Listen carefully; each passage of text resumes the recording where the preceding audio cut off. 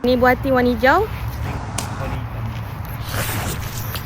InsyaAllah sedapnya. Pokok tin ni tak ada apa yang kita buang tau. Daun dia kita keringkan buat teh. Buah dia segar, tak pun kita jadikan jam, sambal buah tin, jus, jelly macam-macam. Batang dia kita jual. Yang special kat Malaysia ni, pokok ni dia 4 bulan dah petik buah. Cepat lagi dia kan? Yes, cepat. Lepas tu dia berbuah setiap hari sepanjang tahun.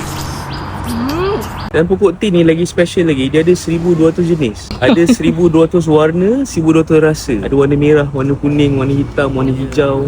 Okey, waktu korang datang ke sini, korang akan dibagi bakul dengan sorong tangan untuk petik kat dalam ladang. Okey, untuk tiket masuk dewasa RM5, kanak-kanak warga emas RM3. Kalau buah pula lain pula harga dia, ikut jenis buah lah. Okey, lepas korang dah habis petik, korang datang ke kaunter untuk timbang dan diorang akan bungkus. Korang tengoklah, dia punya bungkusan pun memang secure, memang kata apa, eksklusif nampak. So buah tu dia takkan rosak lah orang kata. So kalau korang nak cari pengalaman petik buah tin, korang boleh datang ke Benefit Shah Alam. Memang marah weh.